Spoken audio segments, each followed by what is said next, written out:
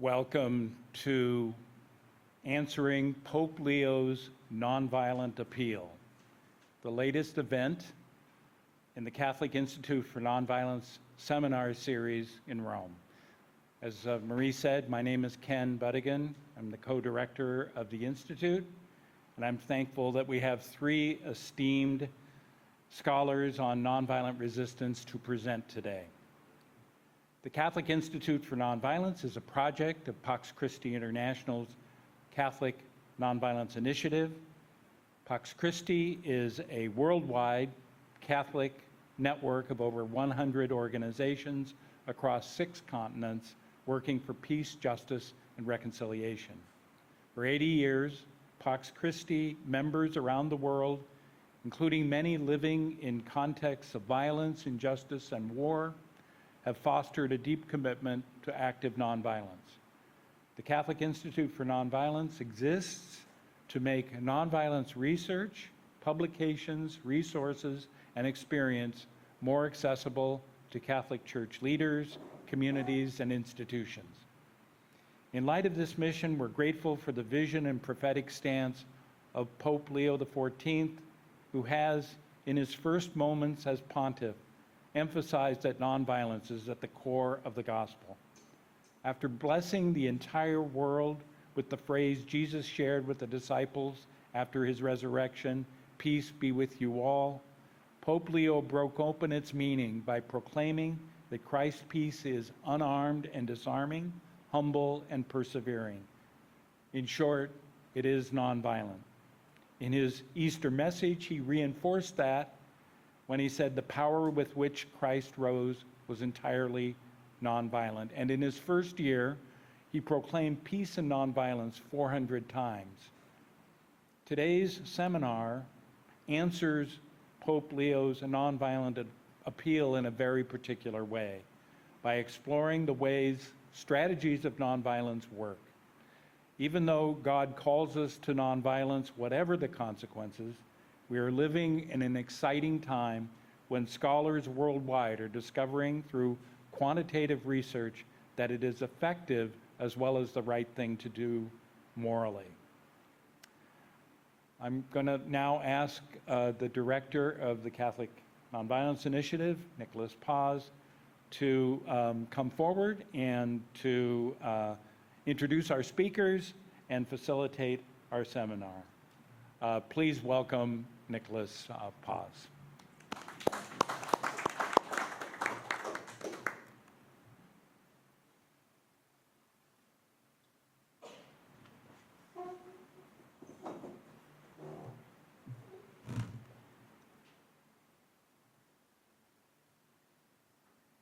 Well, thank you all for being here, and for the ones who will see us later on the recording.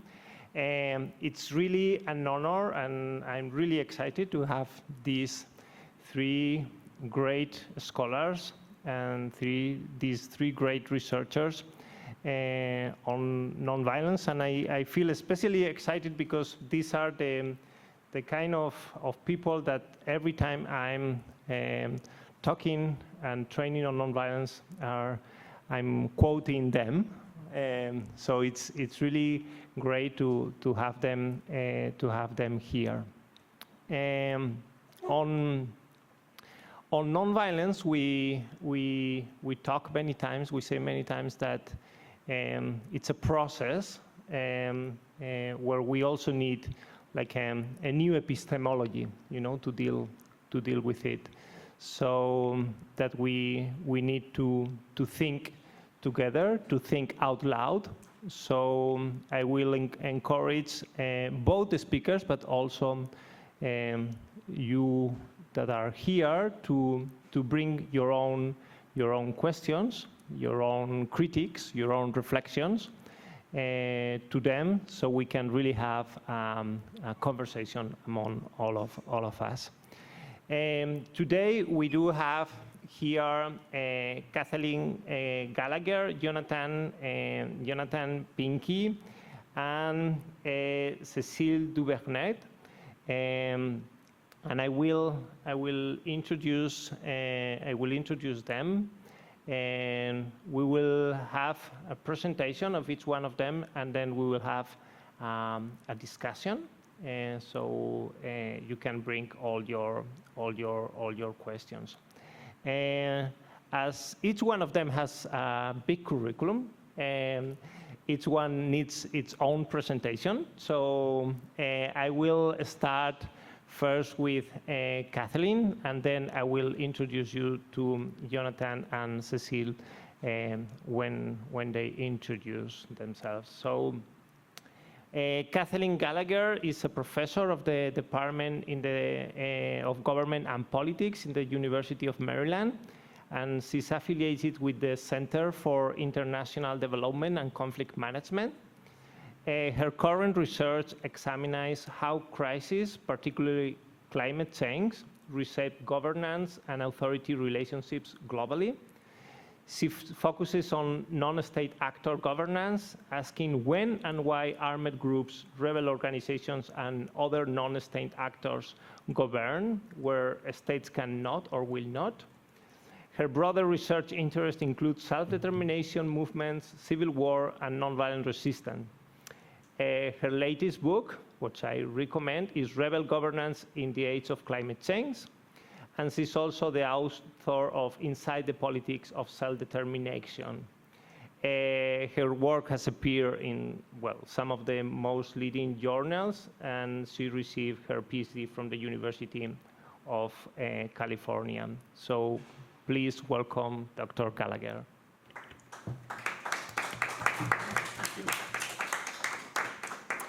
Thank you so much for having me. It is, despite having probably gotten a cold on the plane, a real delight to be here and to talk to this community. I will actually, should we put, I have some slides. Oh yes, okay, perfect. I'm gonna present today sort of accumulation of the work that I've done on nonviolent resistance. As Sig noted, I have more recently been working on climate change and the hazards that this creates and the social challenges, which I think actually intersect very strongly with both the role of the church in society and nonviolent resistance. So if the conversation goes that way, I will be delighted if anybody has thoughts on that. But let me begin with a short presentation of the work that I've done and how I think about nonviolent resistance. And I'm delighted to have two colleagues here who I think bring different perspectives on this, sort of aligned, but from unique angles. So I think it's going to be a really, really exciting set of presentations.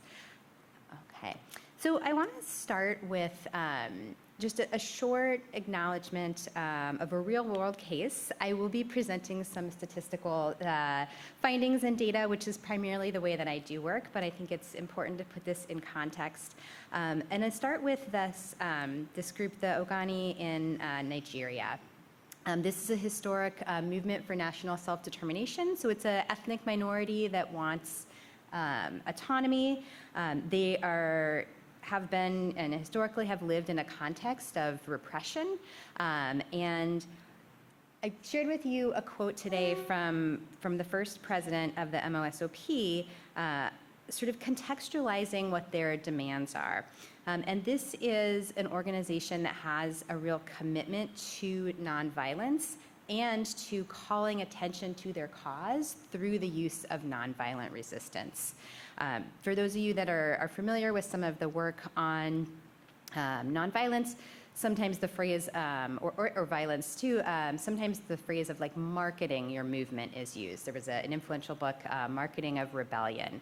And here we see a case where the group really focuses on their nonviolent resistance tactics as a way to reach populations. So this group made explicit calls to the American government, to the European community, and actually enshrined the use of nonviolent tactics in their Bill of Rights. Right? So it's a group that's struggling in a very difficult context where many other similar groups use violence, and they really focus on the use of nonviolence.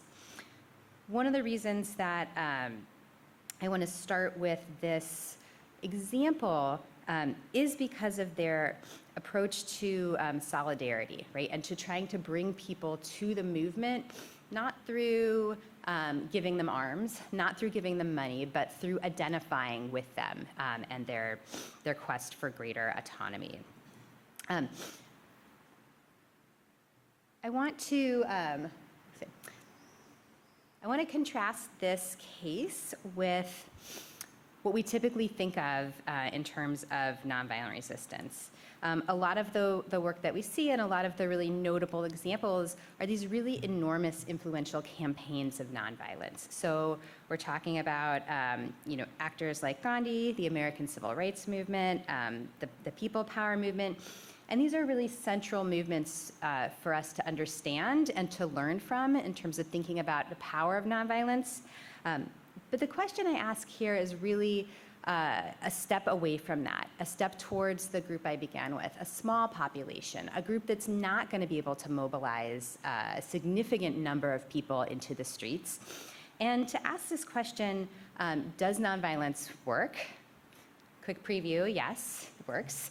It would be really a surprise if I answered no, it does not work.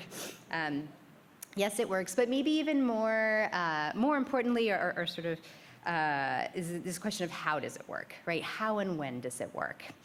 So these are the types of groups that we, I think, need to consider, and particularly as we think about, in different communities, how do we support nonviolence and the use of nonviolence? Really thinking, what does this community come to the table with, right?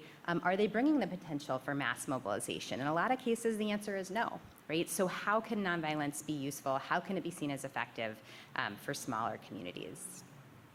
Okay.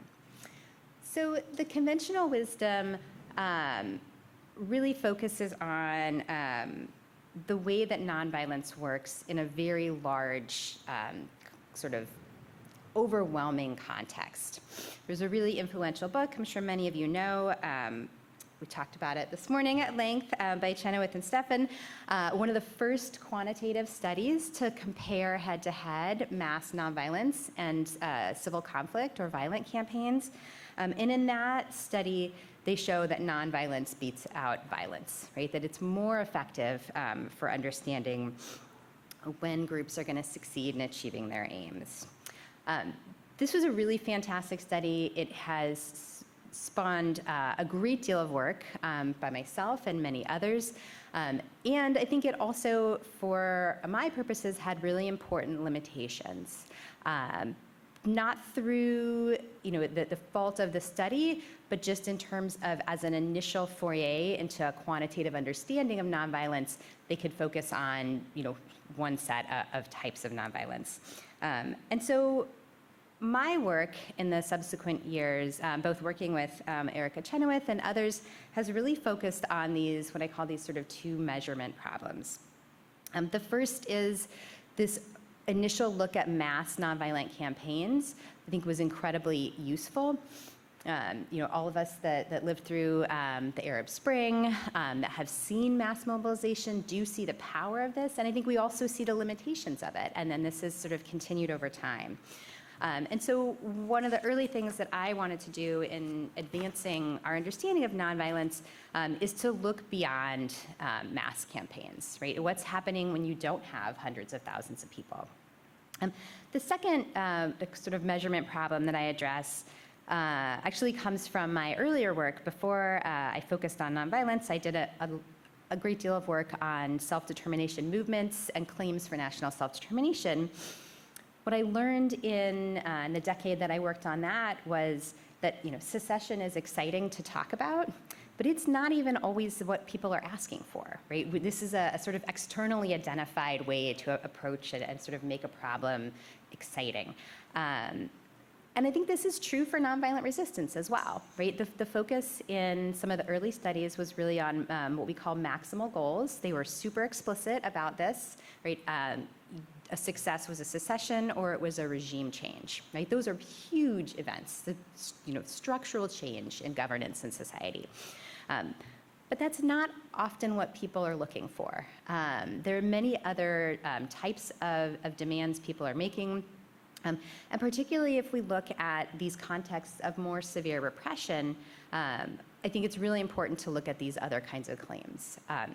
how can people improve their lives on a day-to-day basis? How can we move the needle on political change in meaningful ways that make people's lives better in the absence of total regime change, right, or the creation of a new state?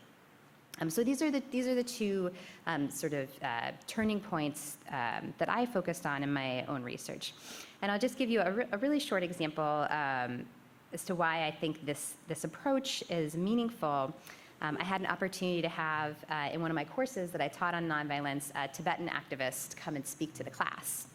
And the success that he talked about was essentially the prevention of an art exhibit traveling around the United States showing off sort of Tibetan art that was done by the Chinese government.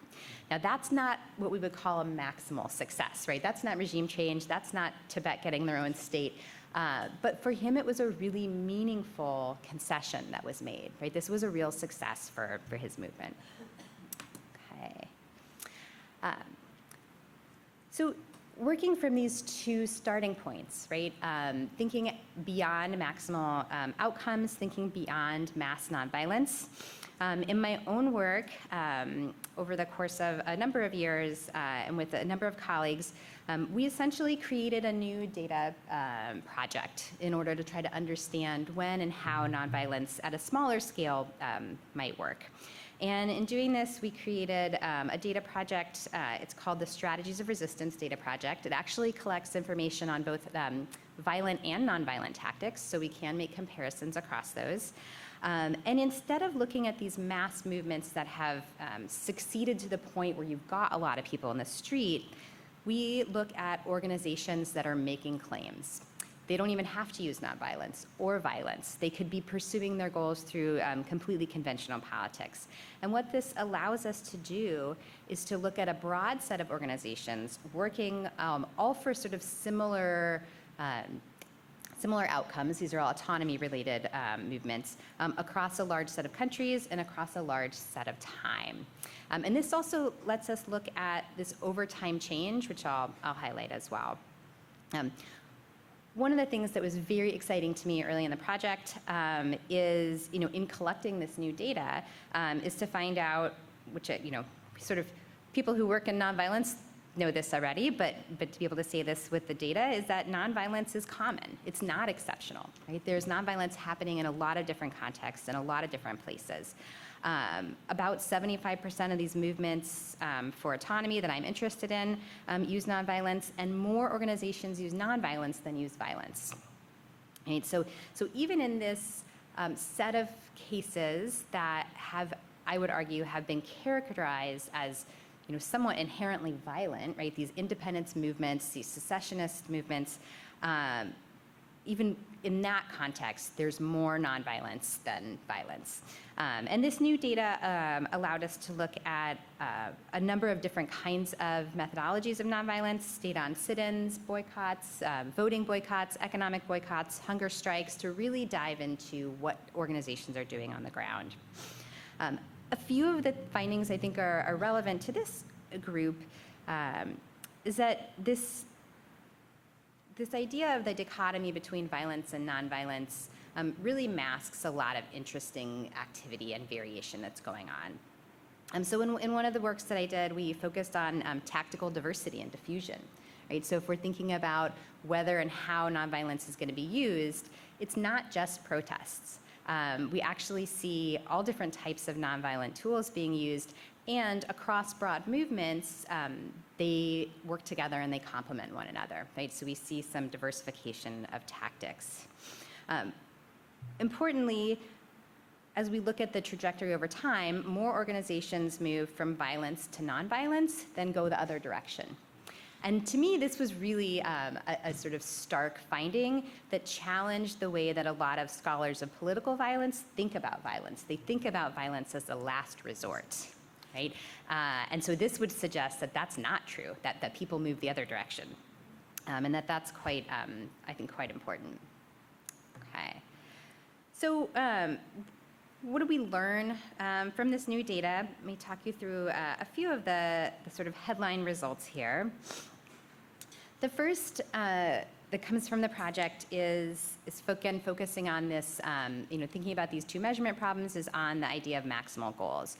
So instead of asking about whether or not groups achieved their total goal, I was able to collect new data and investigate, did they get something of what they wanted? And so I broadly conceptualize this as concessions to the movement. And I think this is a really important way to think about how we understand, is nonviolence working? We don't want to look just at the end goal, but instead the progress that can be made towards these goals. And so in my work focused on these autonomy-seeking movements, I just put a few examples here of the types of concessions that are given. Things like policies around language, policies around religious tolerance, giving groups more autonomy. None of these are a maximal win, right? But they are meaningful wins for populations who are seeking greater political control. Now, one of the things that I want to note is that when I look at this broad set of cases, not just maximal nonviolent or mass nonviolence and violence, but look at it at an organizational level, is that both nonviolence and violence can lead to change, right? This is not to say that violence never works and nonviolence always works. I think that's too stark a distinction, and it's sort of if that's being billed to you, there's probably less complexity than you want. But if we look carefully and we look over time and we look at these small movements and the kinds of things they're asking for and what they're getting, we do see that nonviolence is more effective than violence, right? This returns us to the big headline finding from the Chenoweth and Steppen book that looks at mass movements, is that nonviolence works better than violence, right? So we're showing this similar pattern in a different context. So why does that happen? The mass nonviolence studies really hinge, I think importantly, on people power, on high numbers, on pressuring the state, on delegitimizing the state. And that's not something that small-scale nonviolence is well suited to. So I think we need to tell a different story about how these smaller acts of nonviolence can actually impact and lead to this change that we see empirically. The work that I have done on this really centers on the international community as playing a big role in this. And this, if we return to our opening example of this small group making appeals to big actors in the international community, you can see sort of where this happens in practice. Using nonviolence, particularly when you pair it with a framing around human rights, and this is something we see a lot coming out of the church, I looked for some quotes from Pope Leo as I was preparing this, and he says a lot about human rights and about nonviolent resistance. These things are often talked about together. And when you're bringing those two things together, in contrast to something like violence and human rights, you have the opportunity to create solidarity and create pressure on these governments, often that are repressing citizens, and on the actors that can help affect these changes. The solidarity typically takes the form of naming and shaming, so being public about what's happening in different contexts, calling attention to rights violations, but also calling attention to the nonviolent means through which organizations and people seek change. But it can also come from a broader international community in terms of limiting the ability of states that do these things to their people to enjoy the benefits of community in an international setting. So conditionality of international governmental organizations, membership, things like that. This is often talked about in the political science literature as the boomerang effect, right? This is something that probably 30 years ago became sort of a common term to use, which is activists and citizens, people on the ground, are using nonviolence and they're making their claims. These are picked up by international actors. These are amplified by those outside of the struggle, and that attention comes back to the dispute and essentially works to pressure for change. This idea of an alternative pathway through which nonviolence works, I think is a really important one to keep in the forefront of our minds. Primarily because in this context, as we think through this, both the data shows us and as we look at this new pathway, it works without mass participation. Right? You don't have to have hundreds of thousands of people to get this type of attention, to get this type of pressure, and to eventually get some success. There's a set of factors that sort of make this more likely, and we can sort of talk through how we think about that. But ultimately, I think the sort of bottom line is there's a potential for nonviolence to play a role in improving people's lives, even if that nonviolence looks like sit-ins, right? Small protests, nonviolence that doesn't occupy the streets for days, but that instead is a persistent demand that's happening to gain attention and to gain greater rights. Okay. Just to back this up with the data, and I'm happy to talk more about data. I try to talk less about data rather than more. These are just the probabilities that you're going to get different change here. And just a quick highlight is essentially what I've said before, that nonviolence is as or more effective than violence in leading to these types of concessions. Should have got to that slide earlier. Okay. Sorry, I really did talk through 2 slides without making any changes to the slides. This is what I've just talked to you about, the cycle of how this works specifically, right? So nonviolence and human rights framing to international solidarity to pressure on states for concessions.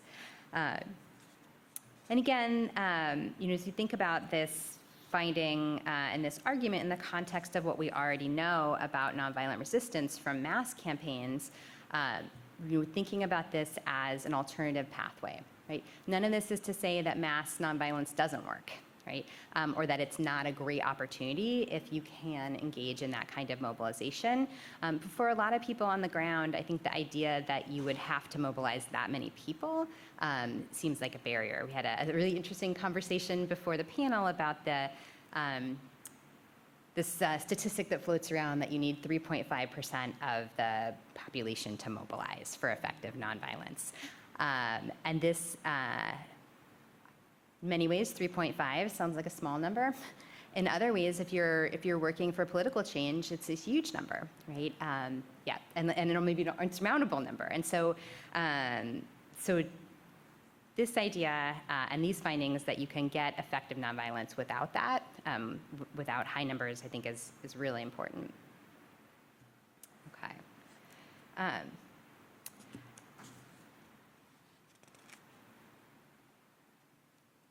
Sorry. I think I already told you guys this too. Okay. Let me bring this to our audience here, and why I was so excited to come and talk to this audience with the Institute, and I'm so excited for the work that's being done. The Catholic Church is the kind of actor that I'm talking about in that boomerang, right? It is an actor with an international presence, with a moral authority, and with the ability to call attention to nonviolent resistance, right? And to places where they can identify small-scale nonviolence. We've seen this historically, right? I'm sure in the qualitative cases, we've seen churches writ large playing a role in this. But I think today, as we think about Pope Leo's call for us to think about nonviolence and to understand, its potential role, this becomes even more important, right? To think about the role that the church can play in bringing nonviolence into the light, essentially, and to see that as well. I would not be an academic if I didn't caveat all the things I've just told you. So I want to share a few things before I stop and open up for discussion that I think are maybe not limitations to the argument or undermining the finding, but things to keep in mind. The first is that this public sympathy is not automatic. So the story that I'm telling really hinges on international actors and often international publics, right? So people in different situations seeing nonviolence, seeing a justified struggle and responding positively. And I am cautiously optimistic that this is how it works in a lot of contexts, but I will say my own work in the United States on nonviolence suggests that this is not always the case. So at least in a country like the United States, there's a huge partisan impact that conditions how people view nonviolent resistance. I also want to note that these tactics aren't themselves morality, right? Nonviolence is not always a tool for just causes. And that we have seen this in contexts in which you have illiberal and authoritarian movements using nonviolent resistance, right? They're also bringing people into the streets. And so it's important for us to carefully think through the means that are being used and the goals that are being pursued, right? And thinking about alignment of those things.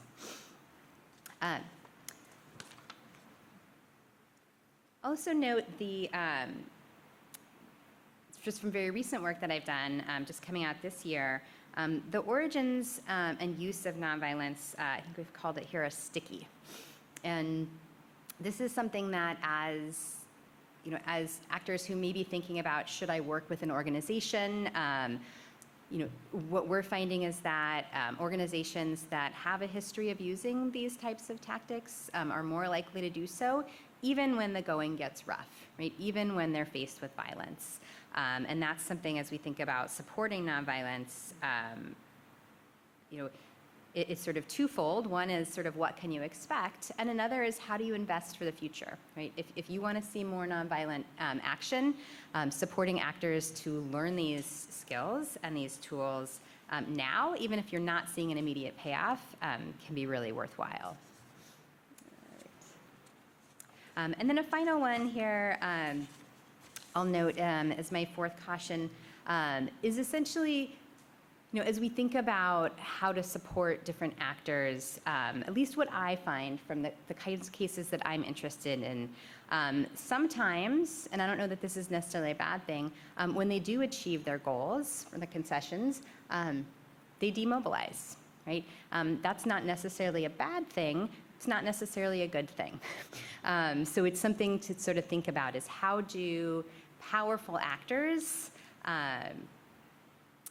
shape mobilization, shape the trajectory of dissent in their contexts. And sometimes that is with repression, but sometimes it's also by giving a little bit of what people want and sort of buying off sounds normative, but sort of like satisfying a little bit. And so that's another thing to keep in mind in terms of mobilization. All right. So to conclude, I think that the points I would love for you all to take home from this is that nonviolence is common. It can be small, it can be large, it can be successful, even when it does not include mass mobilization. And that international solidarity matters, right? Being able to call on actors outside of your context and get support from them, even if that's just rhetorical support, even if that's media attention, that can be a useful piece in the pathway towards success. Okay, let me stop there. Thank you.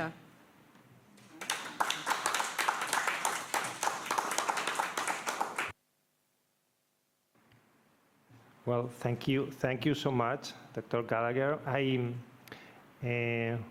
think you bring so much in such a short time, and I do have myself many questions, but I won't take the advantage of having the microphone, but I will give you the word to those of you here, if you want to make first any questions or comments.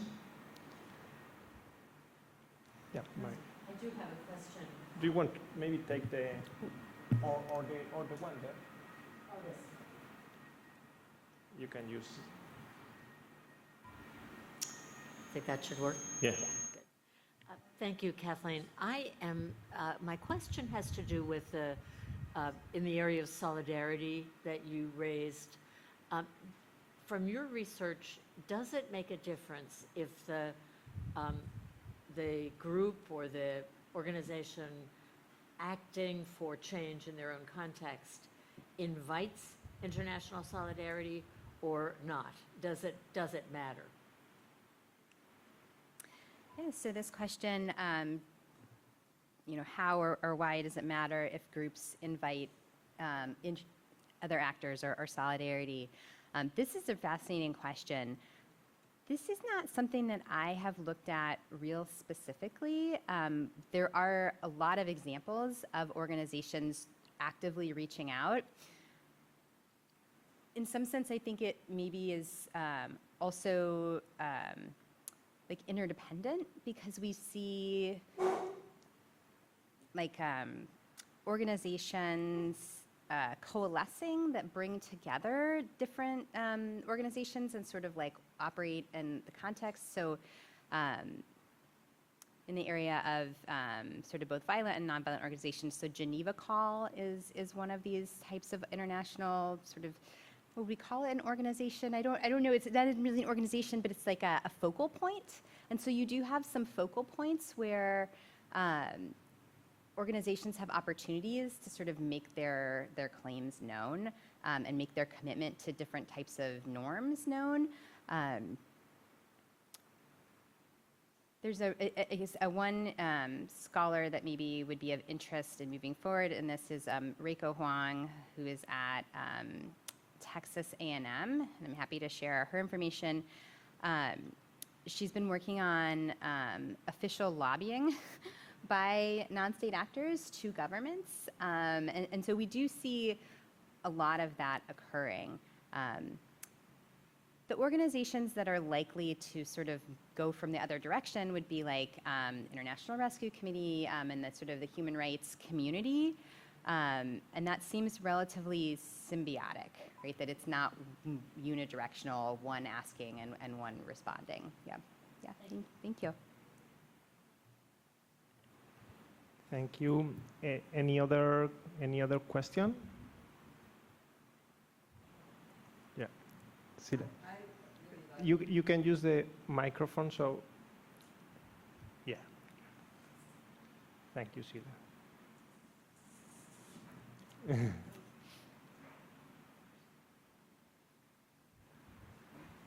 Is this on now? Yeah.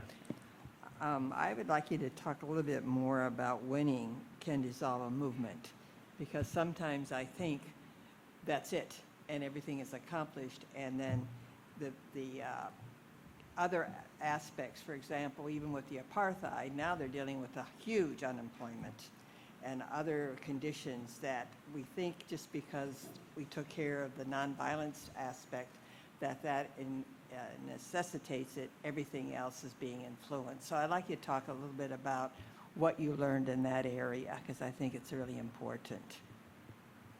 Thank you. So I think this is a really central question for thinking about progress rather than just winning. A lot of the cases that we're interested in these contexts where people are struggling for basic human rights, there's often, a political valence to it. The work that I've done really focuses on autonomy-seeking groups. They're identified as a community. This represents a lot of what we see in the world, but not everything, right? So they can get, concessions that give them more autonomy, but then create other problems. So this, I think, is a real challenge for understanding success. And as a social scientist, my primary thought for this is, well, we better be careful how we're going to code this data. But as a practitioner, right, as a person, sort of living in the world, right, the coding the data is not the most important part. So I think it likely necessitates a reassessment of, even from, where I've, hopefully can say, moved our understanding from, maximal campaign success, regime change, to, concessions and accommodation. Maybe another step needs to go towards quality of life, after the fact, because we do see cases where there's a demobilization, and a few things can happen. Obviously, everything could be wonderful, and that would be great. But there may be persistent challenges in these communities that don't get addressed, or they don't have the tools as readily at hand. Or in some cases, for the kinds of movements that I study, you see a shifting of authority down to the local level, but that doesn't improve people's lives on the ground. So political success for a movement like this might not be a success in terms of human rights. And that's something that I think is, is really important to understand. And one of the pathways through which these movements sort of dissolve is that they become part of conventional politics, right? You end up with a regional parliament, or you get your own political parties. And in that case, you have institutionalized, a way of coping and a way of dealing with these problems that may or may not be particularly effective, right? So then you're asking a new question. I think it's one final thing I'll say about this idea of movement dissolution and remobilization, is that the fragmentation of these movements is also a really important consideration. My first book, which was not on nonviolence, it was actually about the fragmentation of these movements for greater self-determination, and how important that is for understanding these kinds of outcomes, because these movements don't always hang together. Sometimes they separate, and you get acronyms with alphabet soup. You've got your original group plus a name, and then you've got another group plus the year 2000. So you can see the proliferation of these groups as they sort of come under stress, whether through concessions or through repression, and sort of lead to that disillusion, which has implications downstream, right, for how these politics develop. It's not necessarily always good or always bad. Thank you. Ken. Dr. Gallagher, Cunningham, this was a superb presentation, and I think speaks very directly to what the Catholic Institute for Nonviolence is pursuing here, especially in light of the challenges we face where people, leaders in the church and members of the church, only think of nonviolence in maximal terms, and therefore it doesn't really apply. And that your lens can help us see that the spectrum of nonviolent options and alternatives and dynamics, strategies, are not only something that could happen far in the future, but actually is happening under our noses, but the lens hasn't always been there to see that. Is there, you mentioned that the church's strength, one of the strengths is its role in playing a focus on solidarity regarding human rights violations internationally, for example. Are you or somebody else looking more at those smaller movements and campaigns within the church that are not at the level of some Vatican statement, for example, but at the base, and because that kind of research, which you're forecasting here, would be very, very helpful for what we're doing. Thank you. This is a fascinating question. I have not personally been working on this with respect to the church, and I don't know anybody that is, but I'm really intrigued by it. I think about my own parish community and the kinds of organizations that arise within it, right? So this has not been something that's been on the radar in that community, but I do see potential for organizing around this. Now, maybe the parish community is maybe smaller than you were even thinking, but certainly, the idea of the localization of, both identification, right, information, trying to figure out when and how these tactics are being used and to what end, and to create solidarity, is much more than just a message on, social media or conventional media from the top levels. One of the challenges, I think, for solidarity writ large, for also research writ large, is the homogenization of media sources. So we see this. I don't know if I can say the extent to which this is true in all contexts, but for example, in the United States, media is consolidated over time into smaller number of powerful actors that then help drive what media covers. And I know this has been, in conflict zones, has been a long time question about bias and what we can see based on what kind of media is allowed to go into different places. Just thinking off the top of my head, the church community is an amazing opportunity to have actors that are in places already and have a perspective on what's going on in communities that is not necessarily shaped by those constraints on media attention. So that, in terms of as we think about, networks of actors, the Catholic Church has a nice network spanning the whole globe, and sort of linking that into more local and then upstream, mobilization for, calling attention is a really interesting question. Yeah.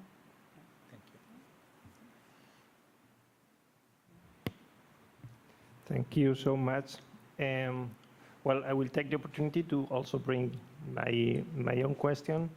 You mentioned in your intervention that movements that use nonviolence are about twice as likely to win concessions. And this was very exciting to me as a mediator, because you know that there is a gap for many people understanding the connection of nonviolent action, let's say, and more like negotiation, no? How to go from the streets to the negotiation table. And this data that you present, it intrigues me that if this will help to support the idea that supporting nonviolent action, it helps also to have a peace process or a negotiation process. Yeah, I think this is an excellent point. Particularly, if we want to sort of think a little bit more about the peace processes writ large, we see a lot of variation in who gets included in peace processes and how the mediation occurs. And I think one of the challenges for a long time in the context of civil conflict was people with guns got to the table, but those were not, there was often more community action that was happening. And so I do think there's been a recognition, through the work in this space that actors using nonviolence can and do play a role in post-conflict settings and and really important for the negotiations. One case I think that is really interesting that I continue to think about and look at is the Colombian peace agreement with the FARC. Right, this has spurred a lot of interesting questions about the role of broader society in supporting conflict end and negotiations.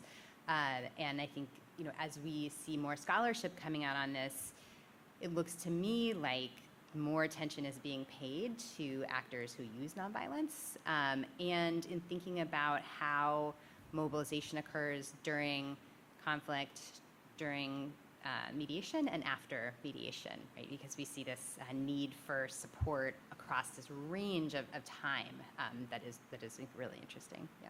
Mhm. Yeah. Thank you so much. Well, this is only the beginning of the conversation. We will bring some more. I think we can give a big applause to Dr. Gallagher.